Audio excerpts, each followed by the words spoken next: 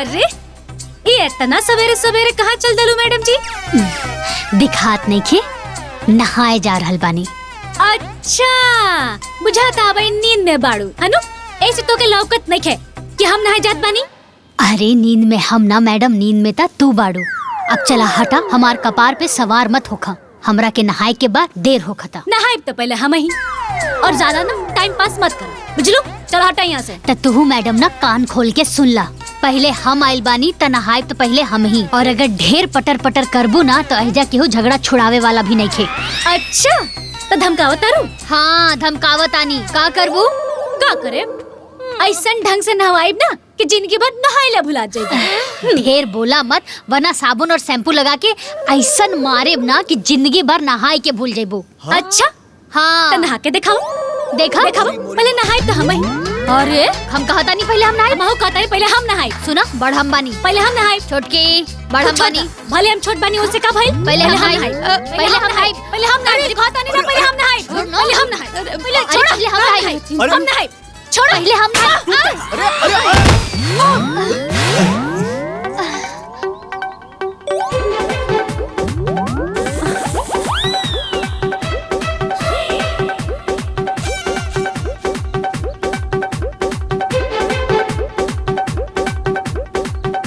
जा तू ही जाके नहा ला पहले। नहाई भी करो। हमरे नाम बबीता है, हम ही नहाए। चला बबीता नहाए।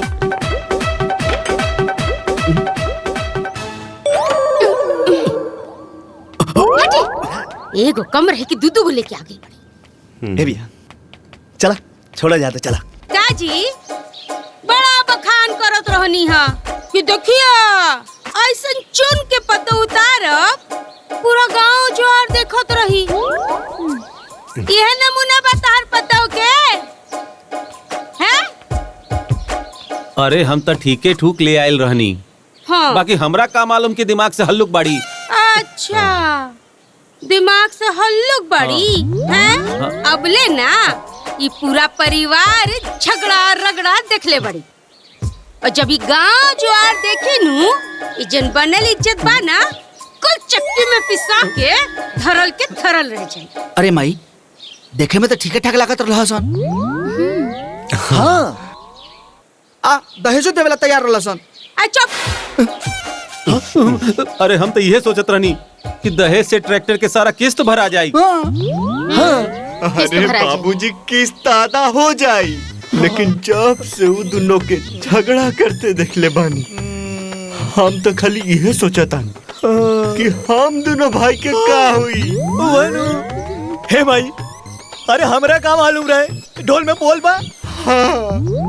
ये दोनों पे अब दबाव बनावे के पड़ी, सासगिरी दिखावे के पड़ी। हाँ? अब इनके पता चली कि सास के शासन का होला। हे हाँ माई, ये दोनों बहू कहाँ बिया? बड़की भाभी तो सुबह से किचन में काम कर तड़ी। हाँ। बाकी वो दोनों जानी छोटकी भाभी के रूम में बैठ के बतियावत तड़ी। जो बुला के लाओ तो। हाँ अभी लोग के खबर ले। भाभी माई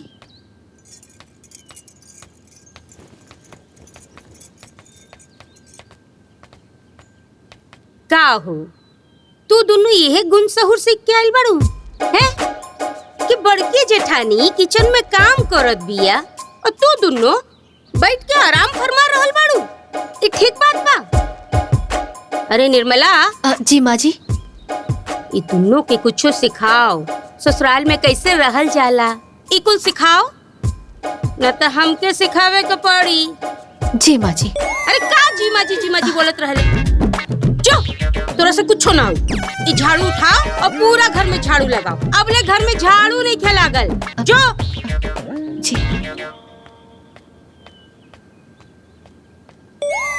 ए रुको है ने आवा रुको। तू दोनों कान खोल के एगो बात सुन ला हमार। हम पहली और आखिरी बार बात समझावा तनी, काहे कि हमके बार बार समझावे के आदत नहीं थी। सास के बात मानब, सास के सेवा करब, घर परिवार के संभालब, ये है तू दोनों के पहला कर्तव्य बा। ठीक नु? ठीक? अब जाके किचन में काम करा और दोनों में से एक आदमी हाँ हमरे खातिर बढ़िया चाय बना के लिया है? है ठीक बा अम्मा जी। एक आदमी।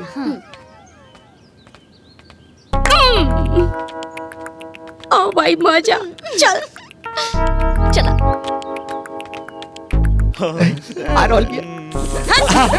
आई माई बैठी बैठी। सुनेला सब एकदम लाइन पे ला देनी है एकदम राइट टाइम। अरे माई ये तो कुछ भी को देले। हाँ माई, और जब तू डांटत रहलू ना वो दोनों चुपचाप बीगी बिल्ली नियन सुनत रहलिया। और देखला लो माई के शासन। जा चाय बना के दे दो। अम्मा जी तोहरा से कहली हा कि चाय बना के ले आवे के। अरे तोहरा के ठीक से सुनाई नहीं देत का? अम्मा जी कहलिए केहू एक जना चाय बना के दे दा, त जाके दे दा। केहू एक जना में ना हम ना एक जना में तू बड़ा त तू जाके चाय बना के दे आव। अरे वो एक जना मतलब तू, तो तू जाके चाय बना के दे दा।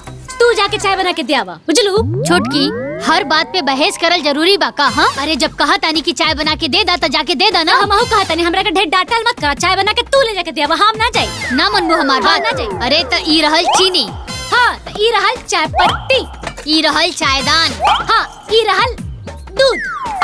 अब चाय बना के तू ले जेबू हम ना। चाय हम ना, चाय बनेबू तू ही। चाय त तू बनेबू। तू बनेबू। तू बनेबू। हम कहा तानी ना तू बनेबू। हम कहा तनी हम ना बनाई। अब देखिए लोग कैसे गरम गरम चाय आवत है हमरे लिए। ना मनबू हमार बात। हम ना अरे हम छोटकी हम ना बनाई। अरे हम खतरे ना बनाई करू हम ना छोटकी इला ना अरे खाता नहीं ना। झगड़ा मत लोग, चाय हम बनाते। ना दीदी, चाय अगर केहू बनाई त छुटकी बनाई। बिल्कुल मत बोली रवा बीच में। दीदी रवा बीच में मत बोली। अरे बस करा लोग, हम डिब्बा उठा लेता नहीं, काम बढ़ा देलू हमर। छुटकी चाय तू चाय ना बनाई। हम कहा तानी ना चाय ना बनाई। हम कहा तानी ना बनाई। हम ना बनाई। छुटकी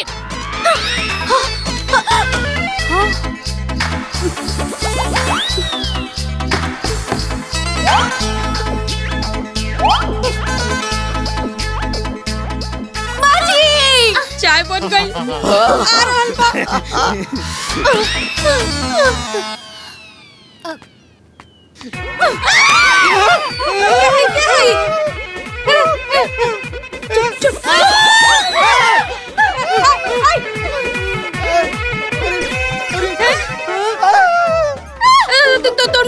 तोर मेहरारू हमार मेहरारू।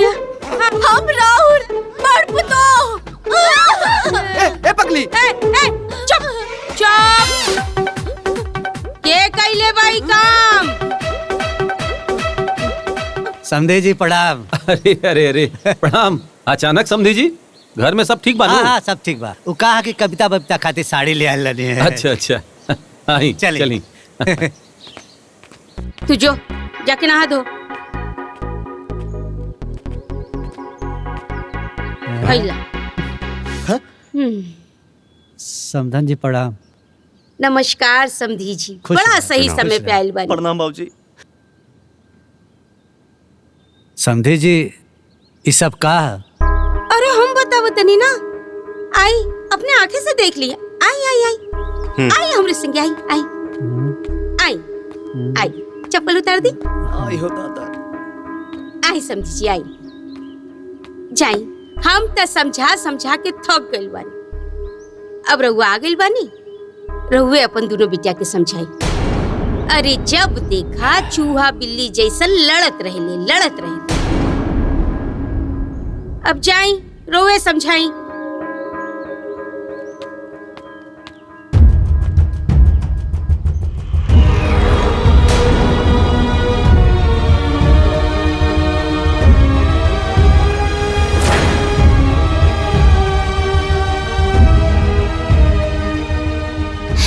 बाबूजी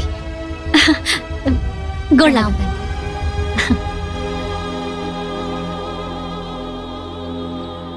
करवा देलू लोग ना हमार बेइज्जती। तो हम लोग का बचपना कब ले जाई?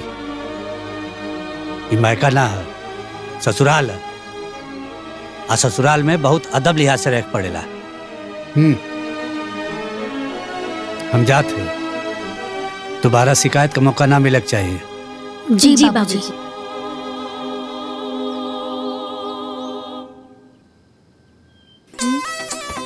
ई तहार हा, ई हमारा हा।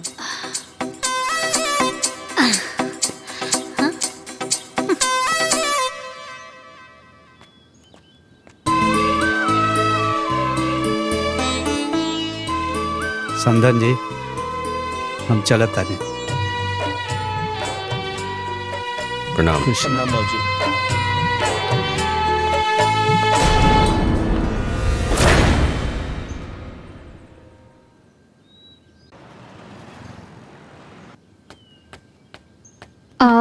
भाभी तनी हमार बाल बना दी ना।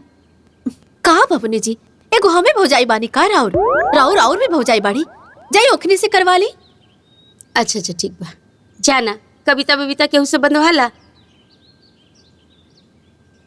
अच्छा रुक, कविता बबीता जी अम्मा जी। आवा तनी ऐजा तू लोग। बताइए अम्मा जी। जी अम्मा जी। जी अम्मा जी। कर बाल बांधा। हाँ आई बबनी हम बाल हाँ बांध अच्छा ठीक बा, लाई हम बांध देता नी। अरे हम कहा तानी ना हम बाल बांध देता नहीं। छुटकी, हमहू तो कहा तानी ना कि हम बाल बांध देता नी। हम कहा तानी ना कि हम बाल बांध देता नहीं। अरे अरे अरे, एक आदमी बाल बांधा और एक आदमी जाके किचन के काम करेला है। हाँ अम्मा जी, रवा हाँ। सही कहा तानी। सुना, तू किचन के सारा काम निपटा दा, बाल हम बांध देता नहीं। सुनो, किचन के काम तू कर सकेलू, हम बाल बांध देता नी। ठीक बा हम ना? कहा तानी ना कि बाल हम बांधता नहीं। बाल हम बांधे। बाल हम बांधे। बाल हम बाल बांधे। हम बांधे। बाल हम बांधे। बाल हम बांधे। हम बांधे। बाल हम बांधे। छोड़ हमारे बेटी के बाल, छोड़ बस। तू लोग रहेगा हैं? हम खाना भी बना ले, बाल भी हम बांध दे, ठीक नु? तू लोग अंदर चल, जा जा बोल कमरे जा, चलो। कौन ना, हम बांध देता है, चुप हो जा।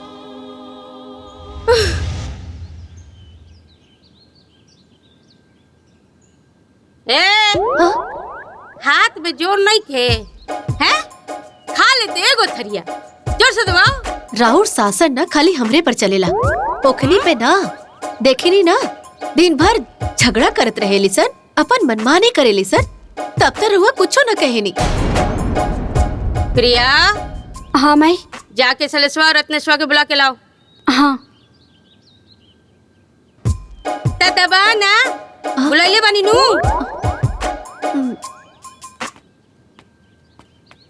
हाँ माई। ए बाबू, पानी जोन है ना सर से ऊपर जा रहल बा, तू दोनों अपन मेहरारू के समझाला, ना तो फिर हमई के कुछ करे के पड़ी। का बोली माई, जौन तहार मन करे कर। हाँ माई, अब हमने के का कर सकेला जा। तब देखा सासगिरी।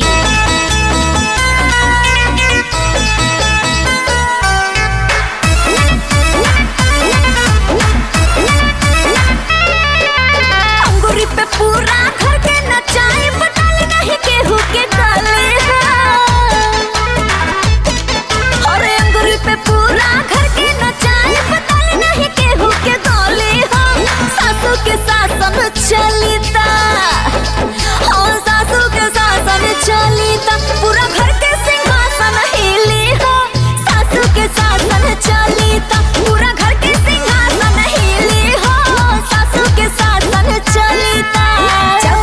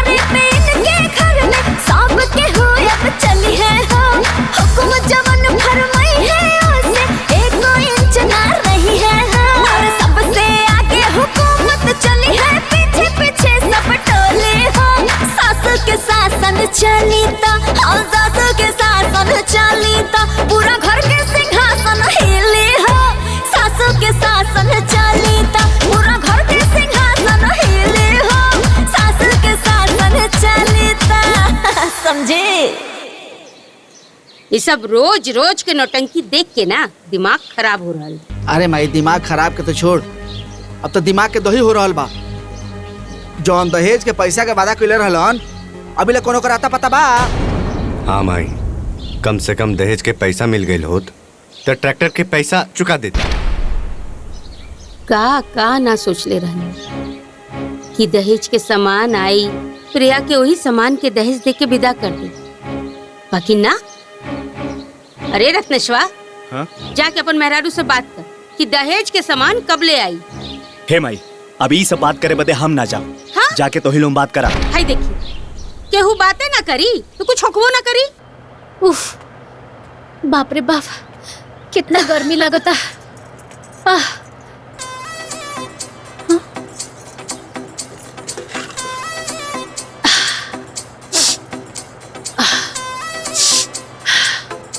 अब जान में जाना होता। बड़ा गर्मी लगता। हाँ।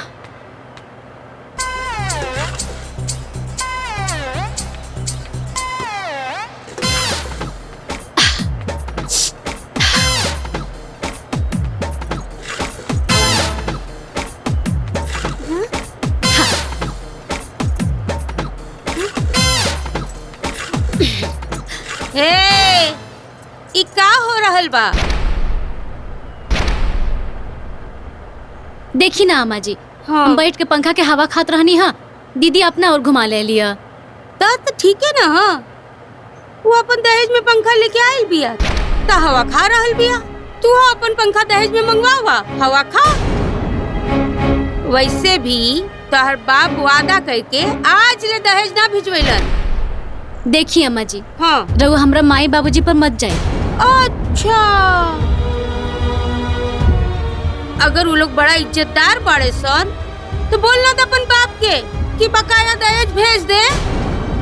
अम्मा जी, ई पंखा ना हमार बाबूजी ही देले बाड़े। हाँ? और ई पंखा के हवा हमनी दोनों बहन खातिर ह। हाँ? और एक बात अम्मा जी, आगे से कब्बो हमार बाबूजी के नाम मत लिहा।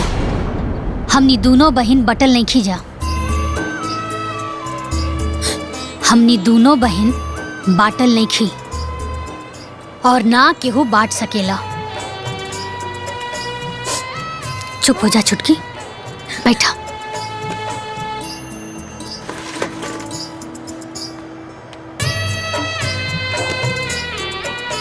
अरे बाप रे बाप, अजी सुना तनी, कहाँ बड़ा सब लोग? अरे का भाई हो, का भाई? हाय देखा, देखा दोनों के अभाई से हमसे जवान लड़ावे लगली सन। हैं? अभाई से हमरा के पटीदारी समझतिया। अरे पहले तो दोनों बहन आपस में लड़त रहली हैं। अब अरे ये दोनों ना एक के थरिया के चट्टी बट्टी बाड़ी सन। अरे इनकर बस चले तो हमर बाल उखाड़ के मुंह नोचे लगियन सन। हाँ? यह पतो लेके आइल रही चुन के, दिमाग खराब कइले बड़ी। घर में जब से आइल बड़ी आगे लगा के रखले बड़ी। जो मन में आवता तोन करत है।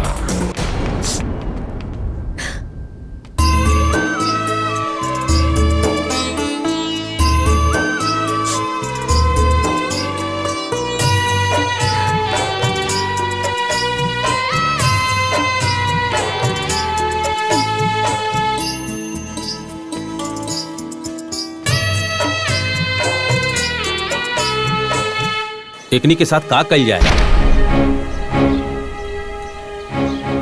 ई दोनों के मैं के भेज दा। हाँ, ओसे का होई माई, बस इतने ना कि कुछ दिन खातिर घर में नाटक बंद हो जाए। कुछ दिन खातिर ना, हमेशा खातिर। अरे हमेशा खातिर? अरे ओसे पूरा गांव समाज में हमनी के बदनामी होखी। हमनी के ना होखी, उनन के होखी। उन्हन के? वो कैसे? जब कौनो शादीशुदा बेटी मायके में जाके बैठ जाले तब लड़का वाला के जवाब देवे के ना पड़ेला, लड़की वाला के ढेर जवाब देवे के पड़ेला। और गांव समाज के लोग लज्जा करके दहेज देवे के पड़ी। और जब दहेज दे दी तो विदा करा के ले जा बस। हाँ, सही कहा तड़ी माई। ऐसे सांपों मर जाई और लाठी भी ना टूटी। तब का माइन माइन माई प्रणाम माई। अरे खुशी रहा हमार रानी बिटिया लो। कैसन बाड़ू? हमनी की तो ठीक बानी माई, रउआ कैसन बानी? माई के फोन जेकर दूधू को बेटी एक ही दिन घर से विदा हो जाए, भला ओकर माई कैसे रह सकेले? ओइसे तू लोग के खुश देखे ना हम बहुत खुश बानी। ए बेटा छोटकी कहाँ बिया? अरे एहजा बिया, ली बात करी ला। हेलो। हाँ प्रणाम माई। खुश रह। का हो तू तो बेटियन के भुलाइए गईलू। हमरा पता रहे सबसे पहले तोरी ये शिकायत रही, ते अभी तक सुधर ले ना। अरे तो बेटी के कर हई तोहार हई ना, तो तोरे से शिकायत ना करब केकरा से करब? पता बा अपना माई से ज्यादा अपना बाबूजी के बाड़ू। ए बेटा। हाँ माई। समधिन जी कहाँ बाड़ी? तनी बात कराओ ता।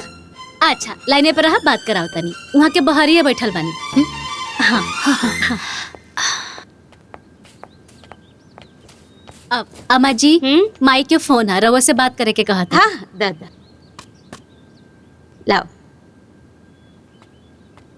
हेलो। प्रणाम समधिन जी। प्रणाम। और सब मंगल बानू? अरे हाँ रवा सबके आशीर्वाद से ना सब कुशल मंगल बा। बोली समधिन जी वो का बात बना, एगो बात कहे के रहे रउआ से।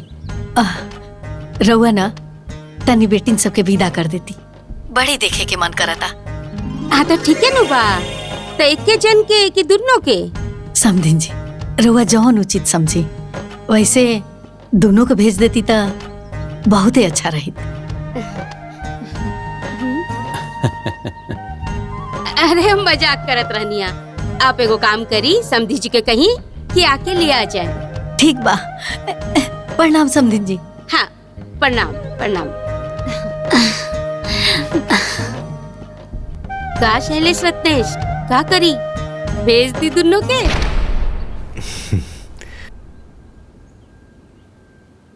अब जैसन राव रिक्शा माई।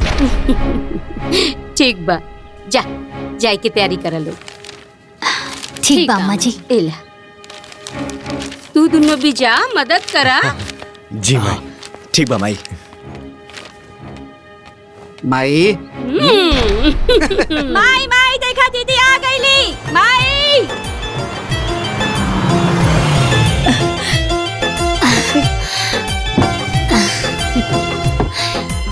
दपन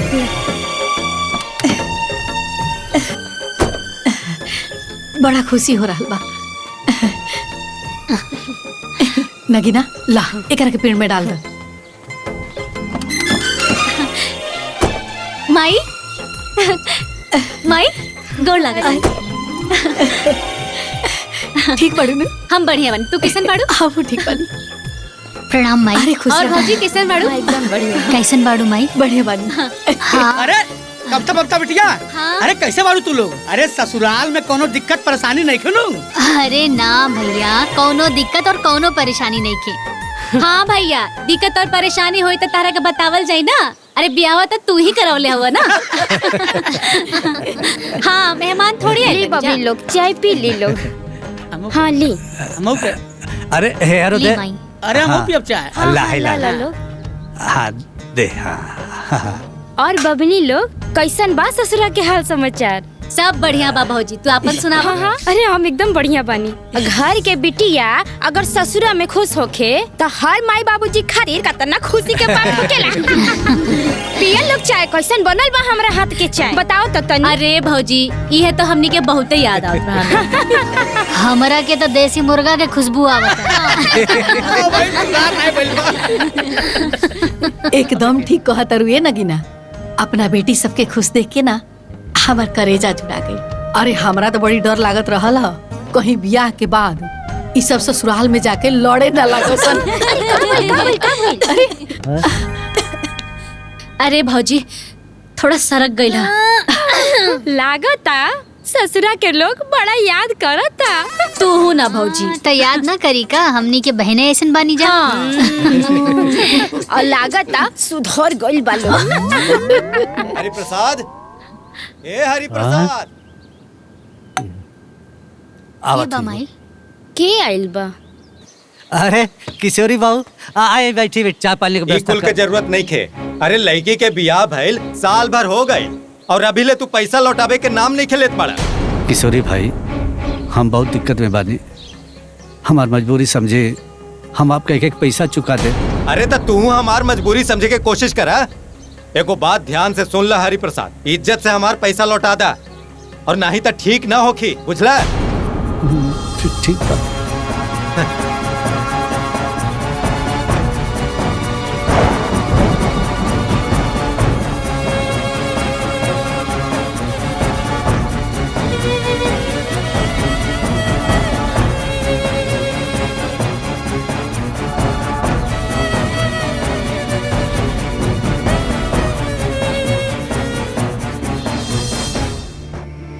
माई ये सब का है? मतलब? अरे मतलब यह कि का जरूरत रहे बाबूजी के इतना कर्जा में डूब के हमनी के ब्याह करे के? अरे बेटा इस सब के बारे में ना ज्यादा ना सोचे की। अरे बबीता एकदम ठीक कहतिया माई, हमनी के घर छोड़ के भागत नहीं की रहली हसन ना। हाँ ए बेटा समय से ना शादी ब्याह होखल भी बहुत जरूरी बा। आ घर परिवार भी तो अच्छा मिल गई। आ वैसे भी ना बेटियन के शादी ब्याह में ना लेन देन लागल रहेला। अरे माई हमनी के इतना अच्छा घर परिवार लेके का करेब जा, जौना से हमरा परिवार पर तकलीफ होखे, दुख होखे। अरे वो परिवार में जौना परिवार में हमनी के बचपना अभी तक खेलनी कूदनी जा, छोट से सियान भइनी जा। लड़ाई झगड़ा कईल अलग बात बा माई, हमनी के वो लड़की नईखी बानी सन कि हमनी के माई बाबूजी दुख में रहें आ कष्ट में रहें आ हमनी के खुश रही आ सुख भोगी सन। अरे छोड़ इस सब बात के, चल जल्दी जल्दी खाना बनाते नहीं खा सन आ खा के चला सन सूते।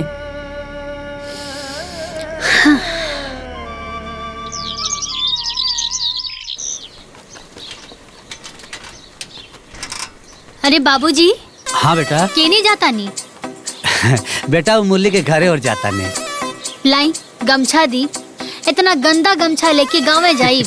हाँ लाई धो हाँ बाबूजी के तो कुछ को ध्यान ना रहेला। दी ला दीदी इल धो दो। गोलू जा अंदर से बाबूजी के दोसर गमछा लिया के दे दा। नमस्ते। काहो हरि प्रसाद, जौन टाइम देले रहला ओहो के 5 महीना बेसी हो गई, दुकान पे भी ना आवेला। पैसा देवे के मन ना बा का? ऐसा बात ना अनिल भैया, वो कहा कि दुकानी पे हमारे लाजन ना आवतनी के का जवाब दे। आप चिंता मत करें, आपका सारा पैसा चुका दे। 1 महीना के अंदर हमारा पैसा दे दा, नहीं तो जान ला हमरा के कोनो गलत कदम उठावे के पड़ी।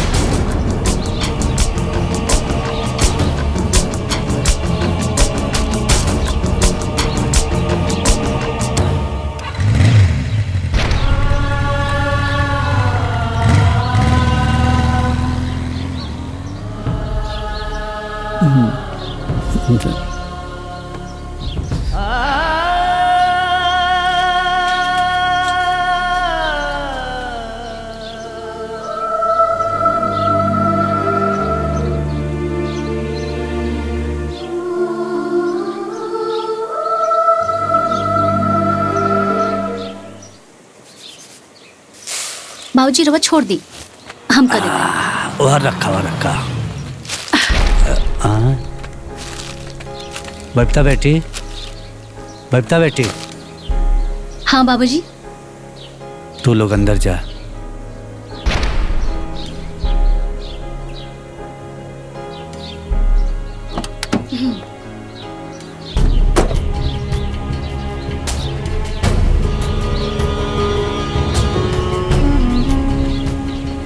प्रणाम भैया। देखा हरि प्रसाद, हम दौड़ दौड़ के तोरा घरे तकादा करे ना आई। जौन खेत हमरा लगे गिरवी रखले हुआ ओसे ज्यादा था हमसे पैसा ले ले हुआ तू, और ये पैसा तोहरा से हम चक्रवृद्धि ब्याज लगा के ले। समझला? जाता नहीं।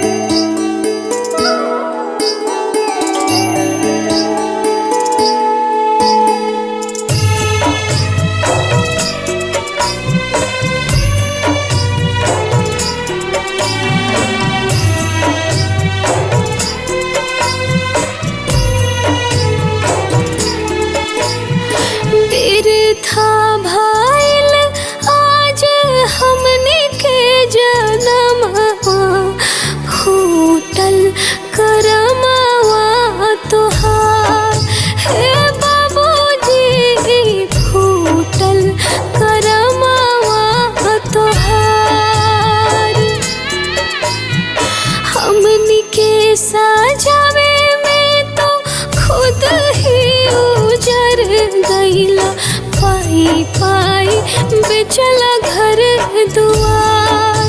हे बाबूजी पाई पाई बेचला घर दुआर। काहे ना जनमते ही देहला माहुरवा, खत्म होई जाते खेलवार। ए बाबूजी खत्म होई जाते खेलवार।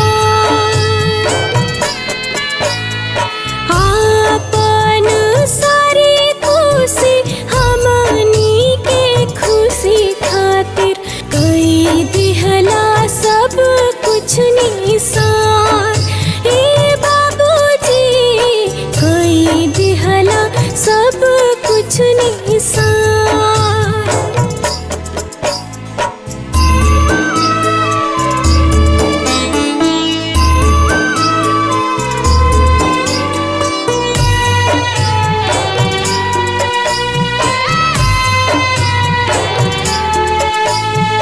आधा पेट खैला फाटल धोतिया पहिरला, बर खोजे खातिर बाउर हवा बन दौड़ला। कहीं ताना सुनला दुख कारण कहीं गईला, लोर भर के आँखिया में घर वापस आईला। पपिया दहे जावाई कपड़ा के बोझ भइल, कैसे उठैबा एकर भार। हे बाबूजी कैसे उठैबा एकर भार। दाबी के नाटैया चाहे मारी सीने छुरिया, जान लेता हमने के निसार। ए बाबूजी जान लेता हमने के निसार।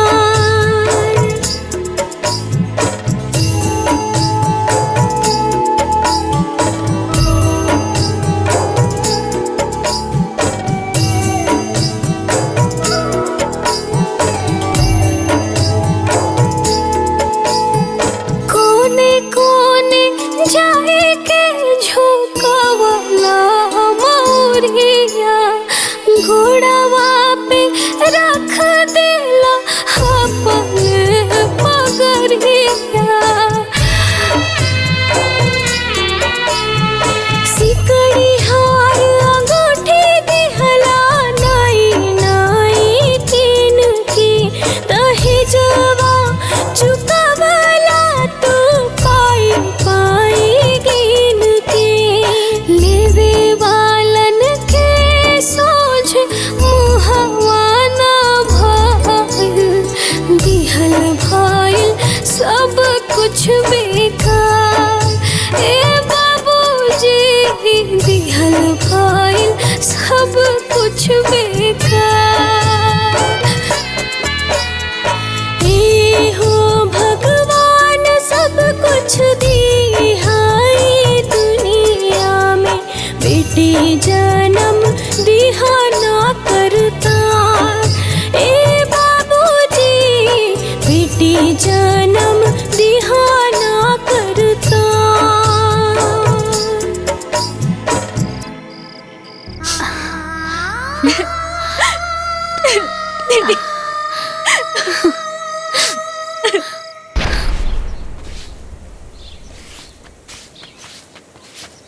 हमरा तो पहले से ही पता रहे बहिन, हाँ, ये कांड ना सही बबलुआ बात है। के बा। ओकर माई हमरा के झूठ।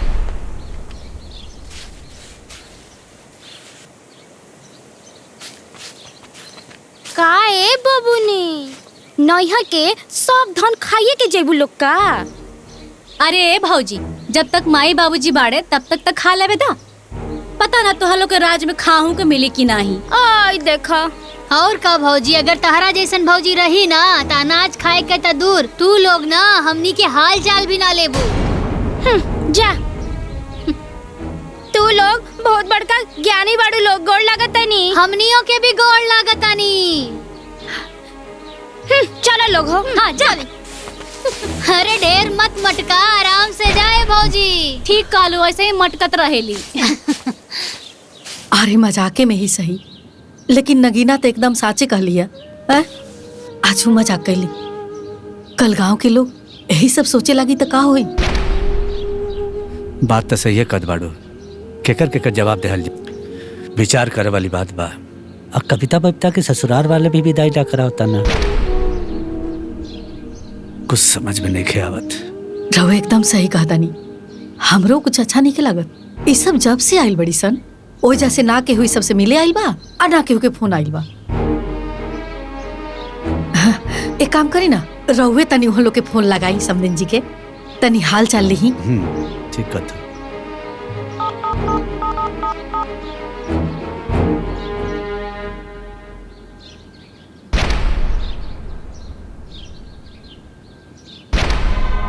का भइल?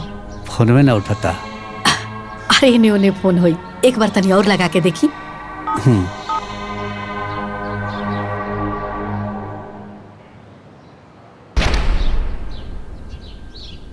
केहू ना उठावत था।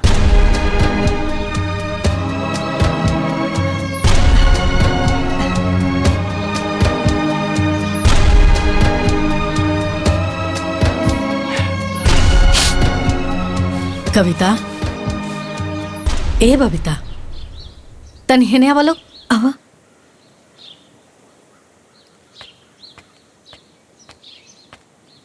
का बात बा माई?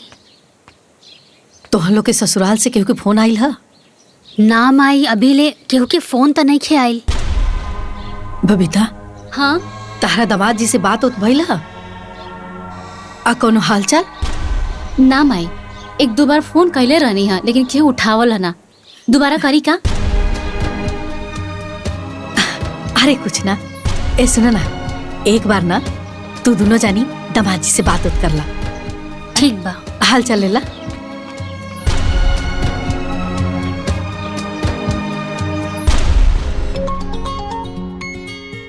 हमरो में कविता के फोन आवा था।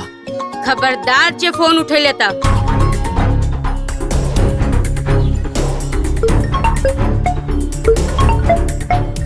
तोरा पे केकर फोन आ? माई बबीता के फोन आवा था। फोन मत उठाइए। माई फोन नहीं उठावत केहू। एक बार और लगा। हाँ लगा।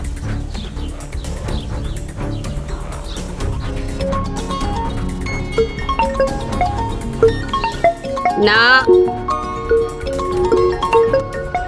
ना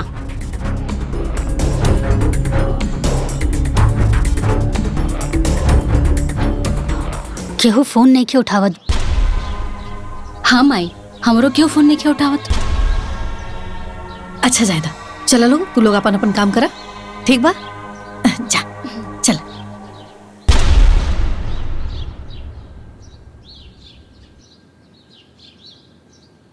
ए जी, देखी ना वो लोग एहनियों के फोन नहीं के उठावत लोग।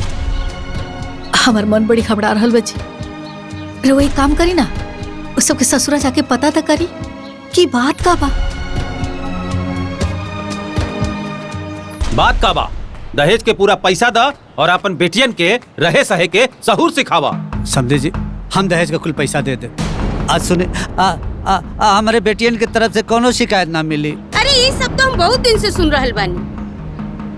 अब विदाई तब्बे होई जब दहेज की पूरा पैसा मिली। जब दहेज देवे के औकात ना रहे तो काहे बिया करई नहीं हा? अरे हमार तो किस्मते फूट गई। न पतो मिलल सही ढंग के, ना दहेज के पैसा।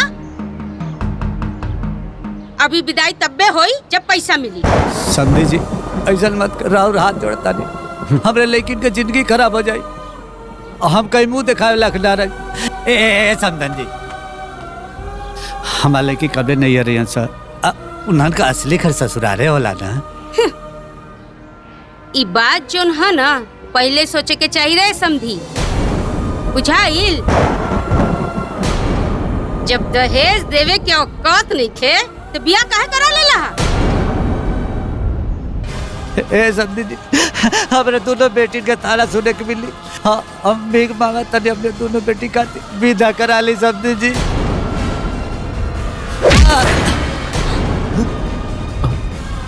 चला समंदर चल।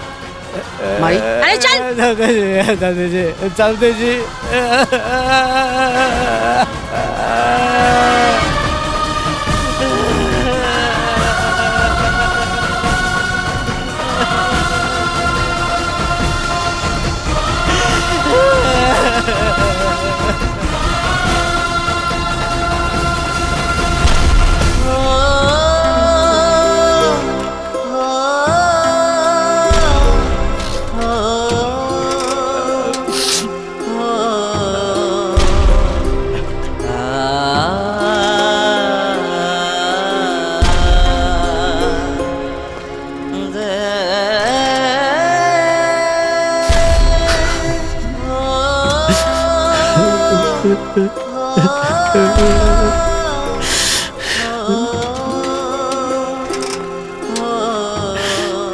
ई बात जोन है ना पहले सोचे के चाहिए रहे समझी।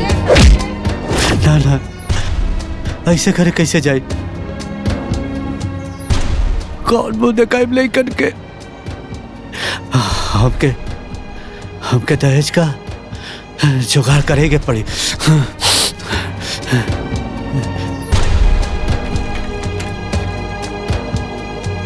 अनिल भैया, जितना जेवर हमरे कविता बिटिया के देले रहला है, उतने जेवर हमारे बबीता बिटिया के दे दा। धीरे धीरे कुल पैसा हम चुका दे। हम तो सोचनी कि जौन सामान ले गइल बाड़ा ओकर पैसा तू देवे आइल बाड़ा। जौन ले गइला ओकर पैसा आज तक देवे ना कइला, दोबारा फिर लेवे चलैला। चला उठा, चला उठा, चला निकला यहाँ से। खैरात के बटत बा का यहाँ पे? अरे हरि प्रसाद, तू यहाँ कैसे? भैया, हमके पैसा का सख्त जरूरत है। हमरे बेटियन के जिंदगी का सवाल है। भैया एक बार और मदद करी भैया, एक बार भैया। पैसा पेड़ पे थोड़े ही लगल बानी कि जब चाहे तब उठा के चले बा। जवन खेत तू हमरा के गिरवी रख ले हुआ, उसे 4 गुना तू पैसा ले हुआ हमरा से। खेत भुला जा, जा यहाँ से, हटा।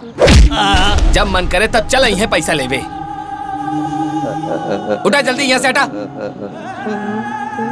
जब मन करे तब चल यहाँ पैसा लेवे।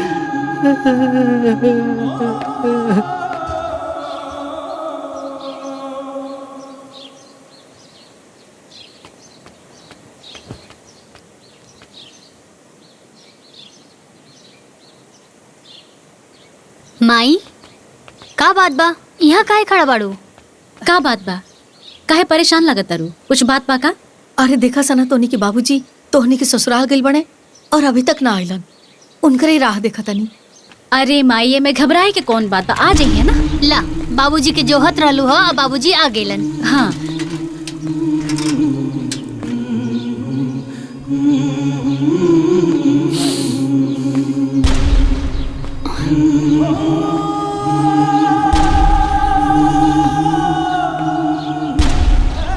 बाबूजी, का भेल जी?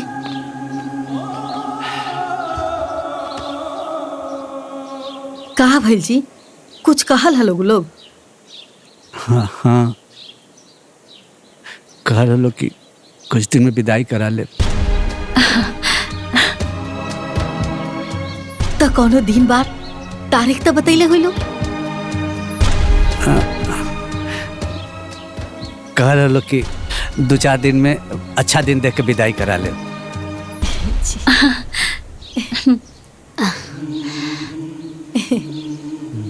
हाँ, कैसे होके आवत है? हाँ।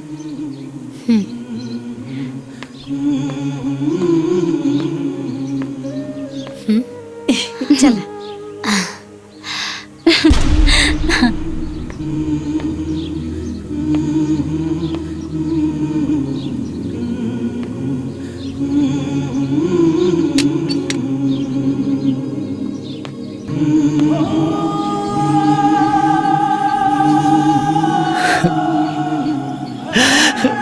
बिटिया, हमरा के माफ कर दिया।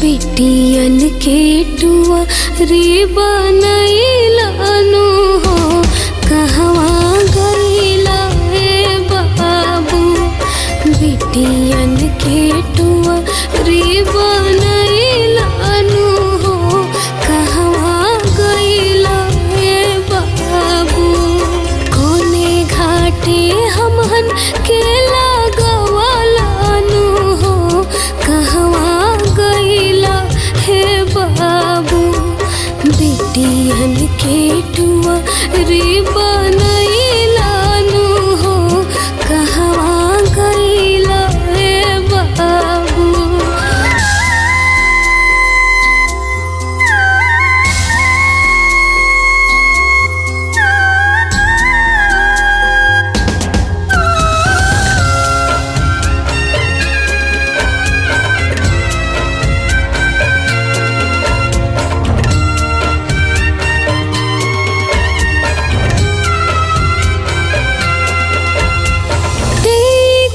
जन्म गोद में हमने के जियावला जीवन की सारी खुशी हमने पे लूटवला शादी जोगे भईनी ता बढ़ल फिक्रिया घर बार खोजला झकला कई गो दुआरिया बचपन से खूबे दुलारवलानु हो कहवा गईला हे बाबू बिटियन के टुआ रे बनैलानु हो कहवा गईला हे बाबू बिटियन के टुआ रे बनैलानु हो कहवा गईला हे बाबू।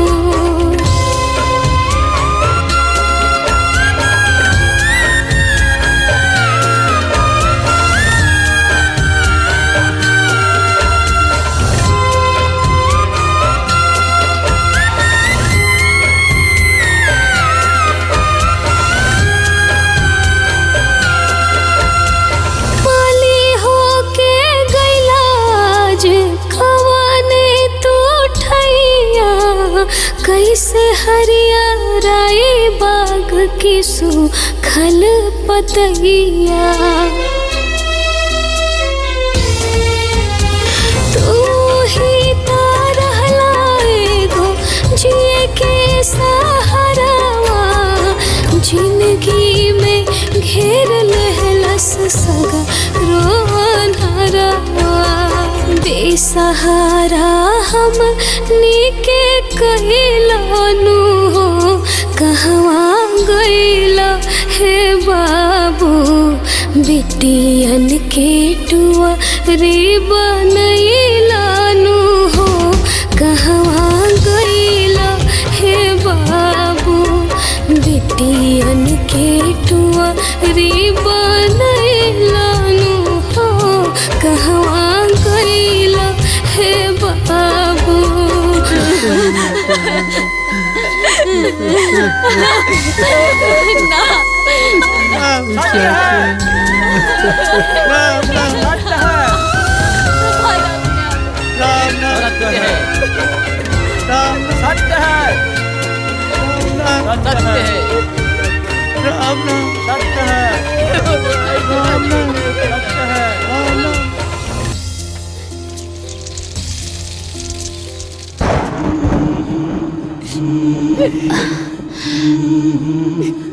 ना माई माई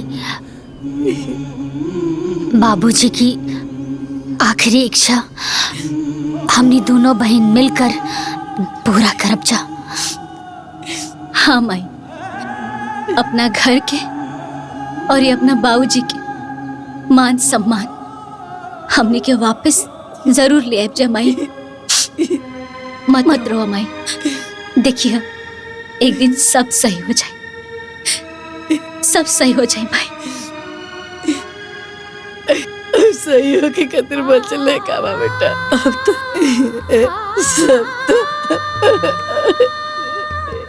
ए माही माही, तू आज ले खाली सुन ले बाड़ू ना कि बेटी बेटा से कम ना होली, लेकिन आज के बाद हमने दोनों बहन इस साबित करके दिखाई जा। हाँ माई, दीदी ठीक कहा तारे। तू चुप हो जा, सब ठीक हो जाए भाई, सब ठीक हो जाए।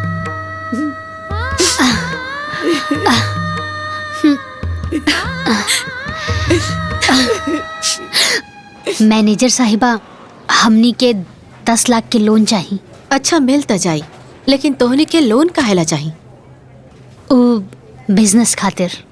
हाँ मैनेजर साहिबा, अब लोन के पैसा से हमनी के डेयरी फार्म खोलल चाहता नहीं जा। अच्छा अच्छा, हाँ बहुत अच्छा बात बा।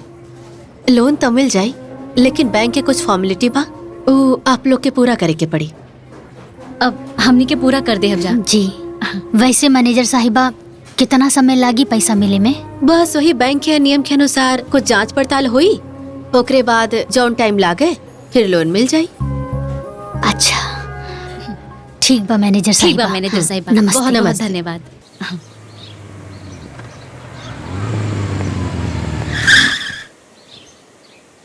माता जी प्रणाम। नमस्ते। कविता बबिता के घर यही बा का? हाँ हाँ, हमारे बेटी हलो। का बात बा? बुला दी। ए कविता बबिता, हाँ माई। अरे बाहर आवलो, केहू आइल बा। आवतानी माई। आवतारी लो। हम बैंक से आयल बानी, आपके लोन पास हो गइल बा।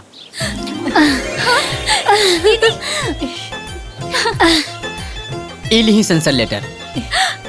दीदी ये देखा। हाँ शाम तक पैसा आपके खाता में ट्रांसफर हो जाएगी। अरे वाह माई माई माई, हमनी के लोन पास हो गई। हाँ, अब हमनी के गाय भैंस वाला बिजनेस शुरू हो जाए। हे भगवान।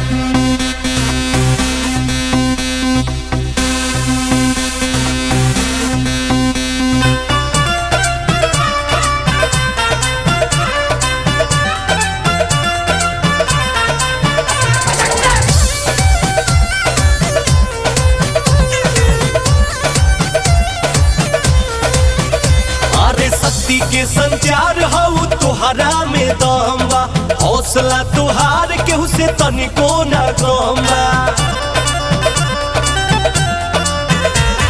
शक्ति के संचार हऊ तुहरा में दम बा, हौसला तुहार केहू से तनिको ना कम बा। तरक्की से तुहरा जुड़ाई जाला हिया, जिया जिया हो, जिया जिया हो, जिया जिया हो भारत के बेटी, जिया जिया जिया हो बिहार के बेटी, जिया जिया जिया हो यूपी के बेटी, जिया जिया जिया हो भारत के बेटी, जिया।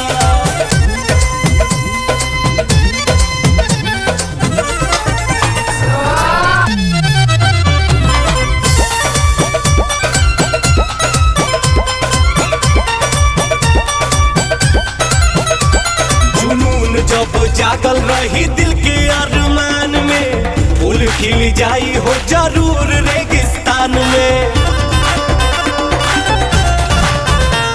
जुनून जब जागल रही दिल के अरमान में, फूल खिल जाई हो जरूर रेगिस्तान में। वैसन फल उपजी हो जैसन बड़ी बिया, जिया जिया हो, जिया जिया हो, जिया जिया हो भारत के बेटी, जिया जिया जिया हो बिहार के बेटी, जिया जिया जिया हो यूपी के बेटी, जिया जिया जिया हो भारत के बेटी, जिया।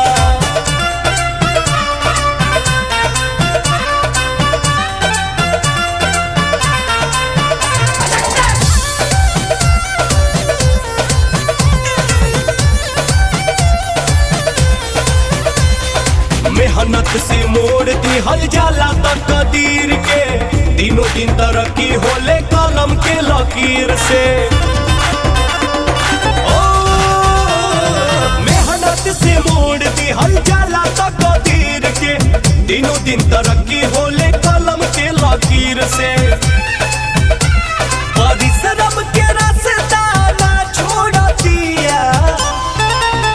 जिया जिया हो जिया जिया हो जिया जिया हो भारत के बेटी जिया जिया जिया हो बिहार के बेटी जिया जिया जिया हो यूपी के बेटी जिया जिया जिया हो भारत के बेटी जिया। इली चाचा जी इतने रहे कि और बाकी बा? हाँ इतने ही रहे इतना। ठीक बा। चाचा इली राउर जितना बाकी रहे ना वो से 2-4 हजार ज्यादा ही देले मन। बिटिया एक बात तो लोग साबित कर देली कि बेटी भी कोनो बेटा से कम ना हो खेली।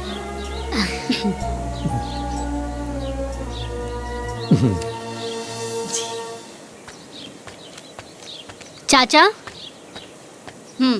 रउआ तो बाबूजी से चक्रवर्ती ब्याज लेवे वाला रहनी ना, तब बताई ना चक्रवर्ती ब्याज के साथ कितना भइल? अरे बिटिया काहे भिगा के जूता मारा तारू। इल नमस्ते। चला तानी।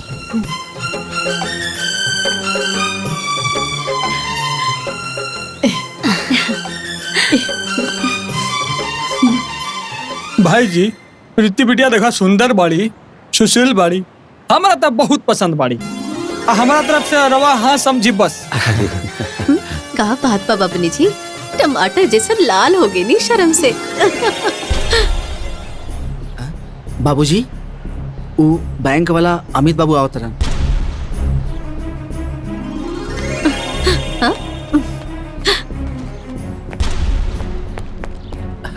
अब अमित बैठा। हम बैठे ना आयल बानी, हम ट्रैक्टर के चाबी लेवे आयल बानी।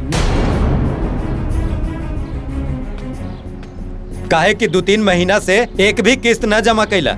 लावा ट्रैक्टर के चाबी दा। अमित भाई हमरा के 1 महीना के टाइम दे दी, हम पूरा किस्त के भुगतान कर देब। 1 महीना 1 दिन के भी समय तोहे ना मिली। लावा ट्रैक्टर के चाबी दा। अरे नहीं तो मजबूरन हमरा कानूनी कार्रवाई करे के पड़ी।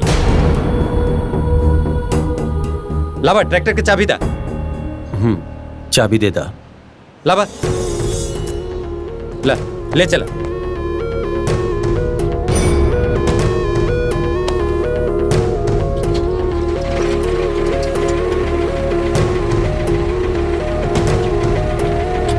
चल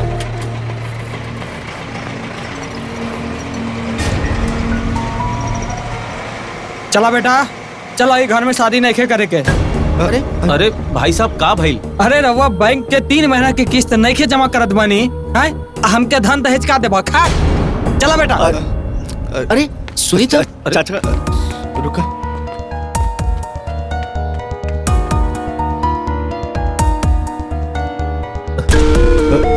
जी बाबूजी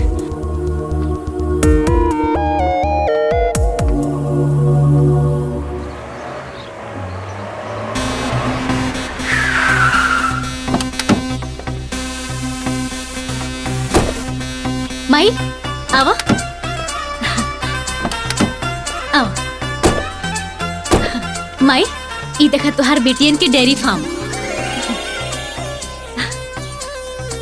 माई ये अपन डेरी बा। आई अंदर चली। आई वो देखा वहाँ से देखा लेके कैसे काम वहाँ होता। सब आपन है। माई ई गैया भैंसिया सब बहुत दूध देता रे चल माई। ये बछड़ा भी अभी भइल बा। हाँ। ई देखा। प्रणाम दीदी। ए बेटा आज तोहर बाबूजी चिंता रहतन त गर्व से उनकर सीना चौड़ा हो गई रे। आज तू लोग गांव समाज में अपना बाबूजी के मान सम्मान तू लोग लौटा दे लो। बाकी मगर का माई? ए बेटा तारा बाबूजी के ये इच्छा रहे कि जौन मान सम्मान आज तो हम लोग पौले बाड़ू, वही मान सम्मान स्वाभिमान के साथ तो हम लोग के ससुराल वाला तो हम लोग के विदा करा के ले जाए। माई जैसे आज ये सब भइल बा ना, एक दिन वो सब हो जाई। हाँ माई दीदी ठीक कहा तरी। देखिए एक दिन वो लोग आई और बड़ी धूमधाम से तोहरा दोनों बेटी के विदा करा के ले जाएंगे, तो चिंता मत कर। आई चली चला।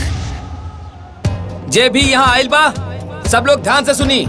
यहाँ बैंक के तरफ से ट्रैक्टर के नीलामी रखल गइल बा। यहाँ जे सबसे ज्यादा दाम लगाई ई ट्रैक्टर ओकर हो जाई। बैंक के तरफ से सबसे पहला बोली बा 3,20,000। हाँ 3,20,000 से बेसी बा केहू जौनी ट्रैक्टर के बोली लगा सकेला। 3,40,000 बा यहाँ केहू 3,40,000 से ज्यादा बोली लगाए वाला। 4 लाख से ज्यादा केहू बा जे ट्रैक्टर पे बोली लगा सके। 4 लाख 1, 4 लाख 2, 5 लाख। अरे शक्ति के संचार हाउ तुहरा में दम बा, हौसला तुहार केहू से तनिको न कम बा। शक्ति के संचार हाउ तुहरा में दम बा, हौसला तुहार केहू से तनिको न कम बा। रक्की से तुहरा जुड़ाई जाला हिया। अभी ट्रैक्टर के बोली लाग चुकल बा 5 लाख। 5 लाख 1, 5 लाख 2, 5,20,000, 5,20,000। अभी ट्रैक्टर के बोली लाग चुकल बा 5,20,000, 5,20,000 1,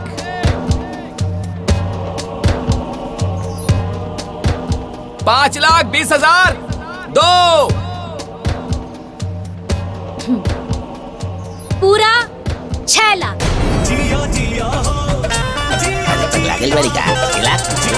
पूरा 6 लाख 6 लाख 1, 6 लाख 2,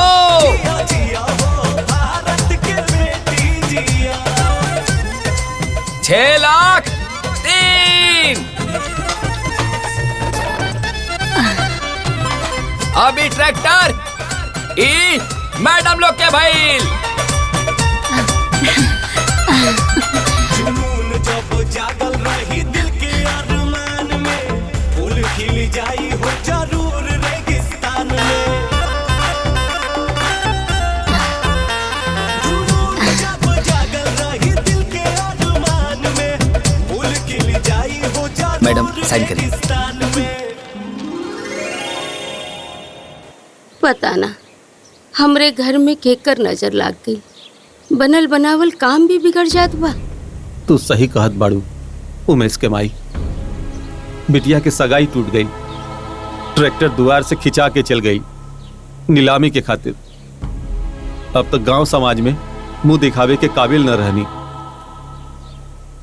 बाबूजी, जौन गांव समाज में झूठ साँच बोल के मान सम्मान बनावल रहे, अब तो ओकरों पर पानी फेरल चल जाता। भैया जॉन होए के रहल हो गई, अब सोचे से का फायदा। हाँ अब तक खाली यह सोचे के पड़ी कि मान सम्मान फिर कैसे बनी। मेहनत से मोड़ दी हल जाला तक कदीर के, दिनों दिन तरक्की होले कलम के लकीर से। ओ, मेहनत से मोड़ दी हल जाला तक कदीर। अरे भाई साहब। हाँ? अरे आप? प्रणाम चाचा जी। हम आइल बानी अपना बेटा के शादी राउर बिटिया के साथे करे खातिर। हाँ? अब भाई जी पंडित जी के बुलाई आ कोई बढ़िया सा दिन देख के तय पाती रख दी। बाकी रउआ तो शादी से इनकार कर देले रहनी ना। हाँ रउआ तो दहेज चाहत रहे। हाँ और दहेज के व्यवस्था आज भी हमनी ना कर सकीले। जब कहत रहनी तब न कहत रहनी, आज तो नहीं कहत बानी। वो घड़ी हमरा आँख पर लालच के पट्टी पड़ल रहे, बाकी जब राउर दोनों बहू लोगन से मिलनी है तो हमरे आँख के पट्टी खुल गई, हमके सही गलत के ज्ञान हो गई। धन्य बाड़ी राउर दोनों बहू लोग, भगवान ऐसन बहू सब केहू के दे। बहू पर्दा हमको समझनी ना। हम समझावत बानी। राउर दोनों बहू लोग कविता और बबीता हमरा घरे एक दिन आइल रहे। बाबूजी, ई दहेज आज समाज में नासुर हो गइल बा। ई दहेज के कारण ही माई बाप लइकियन के जन्म दिहल नइखी चाहत, उनके जन्म के भी अपराध समझेलन।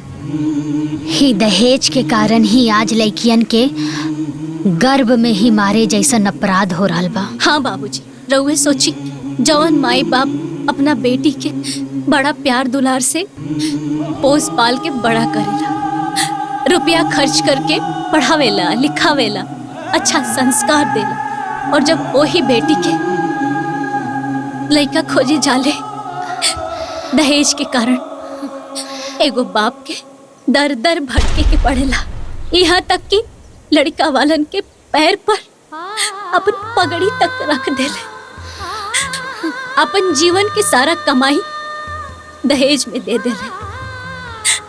अपना औकात से बेसी कर्ज लेके बेटी के ब्याह करेले, लेकिन फिर भी लड़का वाला संतुष्ट ना होखेले और अंत में या तो तलाक होला या फिर आत्महत्या की नौबत तक आ जाला। रउए बोली काई सही बाटे? बोली बाबूजी, एगो बेटी के बाप होके सोची न रउआ। बिल्कुल गलत बा बेटी। यही से बाबूजी हम राहुल आगे हाथ जोड़ के विनती करतानी कि रउआ हमनी ननहट के बियाह अपन बेटा के साथे मत तोड़ी। हाँ बाबूजी, रउआ जौन कुछ भी मांगब हमनी के देवे खातिर तैयार बनी जा। ना बेटी ना, तू लोग हमार आंख खोल देलू। अब हम अपना बेटा के बिना दहेज के ब्याह करे खातिर तैयार बानी। बहुत बहुत धन्यवाद बाबूजी।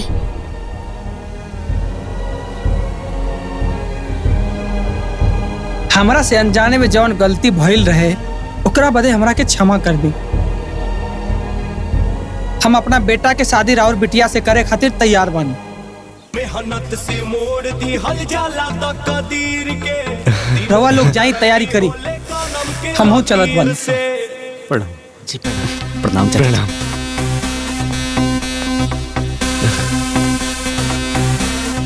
देख लो माई, अपने बहुन के दहेज के चलते उनकरा के कितना परेशान कैलू, उनकर घर छोड़ा देलू तू। आज वे बहुन के खातिर तारा बेटी के घर बसे जात बा। समझ में आयल कुछ?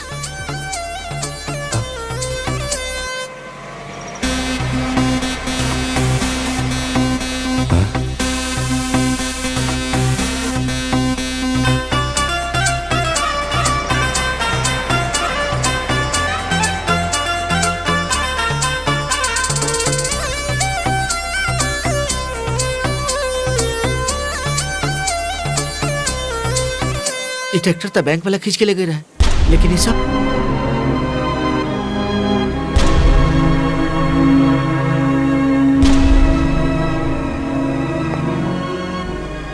बाबूजी, हमनी के ट्रैक्टर इस सब के पास कैसे?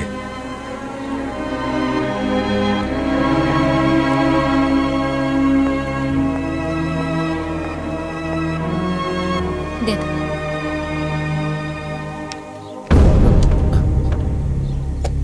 बाबूजी, ई रहल राउर अमानत।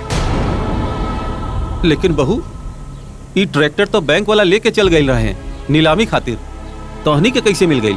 बाबूजी, बोली लगा के। बोली लगा के मतलब? मतलब ये है कि बैंक के नीलामी में सबसे ज्यादा हमनी के कीमत देके ये ट्रैक्टर हमनी के लेके आनी है जा। हाँ बाबूजी, और ई रहल एनओसी पेपर। आज के बाद ई ट्रैक्टर पर कौनो बकाया नहीं खे। आज के बाद ई ट्रैक्टर पूरा तरीका से राउर बा।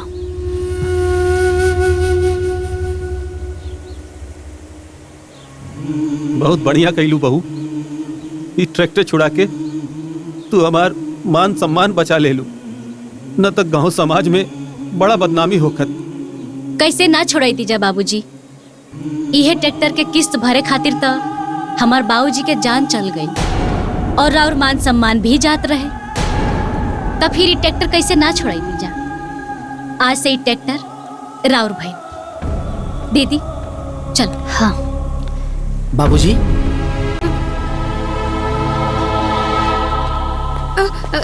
दुल्हन, दुल्हन कहाँ जाता रू? अपना घरे अम्मा जी। हाँ? यह तो तोहार घर बा दुल्हन। ना अम्मा जी, ये घर हमनी के नहीं खे। ना यहाँ रहे वाला हमनी के। अगर हमनी के रहित ना त आज हमनी के बाबूजी जिंदा रहते। ए बहू, ये सब हमार गलती बा, सब हमार गलती बा। और हमार गलती के वजह से बहुत शर्मिंदा बानी। ए दुल्हन लोग, हमरा के माफ कर दा। हमरा से बहुत बड़ी गलती हो गई। हाँ बहू, हमनी के माफ कर दा। अपन घर चला। रउआ हाथ मत जोड़ी। हमने के भी रहो बेटी जैसन ही बानी। अपन बाबूजी के कहना माना, घर में चला। अब तो बाबूजी कहता नहीं, मान जा। हाँ बबीता, चला घर के अंदर चला। हाँ चलो ना भाभी, अगर तू दोनों जाने ना रहो तो हम भी हाँ ना करो। बबुनी, हमनी तोहार बियाह में जरूर रहब, लेकिन ऐसे ना। हमनी के मान सम्मान के साथ में जब रउआ लोग हमनी के हमार नैहर से विदा करके लाई तब। हाँ बाबू, हमने के बाबूजी के सपना रहे कि हमने के विदाई बड़ी धूमधाम से करस। और वही विदाई के चक्कर में हमार बाबूजी दर दर भटकत रह गई। और फिर उनकर जान चल गई और हमने के ऊपर से हमेशा हमेशा खाते बाप पे साया उठ गई। और हमारे बाबूजी की इच्छा अधूरा रह गई, अधूरा रह गई। ए दुल्हन लोग, रोआ मत। हम पूरा करब तोर बाबूजी की आखिरी इच्छा। देखिए तू लोग, इतना धूमधाम से तू लोग की विदाई कराई कि पूरा गांव जवार देखी। जी रहुआ हमार दोनों पतों की विदाई की तैयारी कराई। बैंड बाजा धूम धड़ाका एकदम धूम मचा दी लोग के विदाई में। बाबूजी कहे कि ये दोनों हमार बहू ना, हमार बेटी बड़ी सन, हमार घर की लक्ष्मी भी है दोनों। तो चिंता जिन करा, हम अपन बहुवन की विदाई खूब धूमधाम से कराई। हाँ, हाँ। अब सब ठीक हो जाए, सब ठीक हो जाए, सब ठीक हो जाए। जाके जनकपुर के धाम, आज आवन से नाम श्री राम आइले। जाके जनकपुर के धाम, आज आवन से नाम श्री राम आइले। घूंघट में सिया, घूंघट में सिया सुकुमारी, सोहे उमिले कुमारी, जगमग धाम आइले। घूंघट में सिया सुकुमारी, सोहे उमिले कुमारी, जगमग धाम आइले। रवो चिंता ना करी, सब ठीक रही।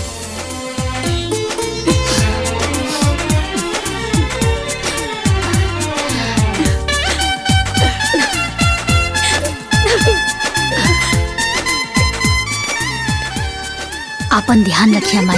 बाधु से दुई दुई गोबर ठीक बा, सोभे, चलो। दुई गो प्रणाम। बाधु से दुई दुई गोबर सोभे। राम लक्ष्मण के जोड़ी सुघर सोहे, राम लक्ष्मण के जोड़ी सुघर सोहे। आज मिथिला में जनक जी के घर सोहे, राम लक्ष्मण के जोड़ी सुघर सोहे, राम लक्ष्मण के माई, जोड़ी। हम तोहरा से कहले रही नु कि तोहरा बेटी के विदाई मान सम्मान के साथ हुई। देखा आज वो लोग हमने के मान सम्मान के साथ लेके जाता लोग। अब तो खुश बाड़ू नु सगुन के बेरा लेला दुल्हा दुल्हन लेला तू पग फेरा चल एक दूसरे के दिल में भइल बाबता देखा बसेरा लेला दुल्हा दुल्हन लेला तू पग फेरा आजू मिथिला में जनक जी के घर सोहे राम लक्ष्मण के जोड़ी सुधर सोहे राम लक्ष्मण के जोड़ी सुधर सोहे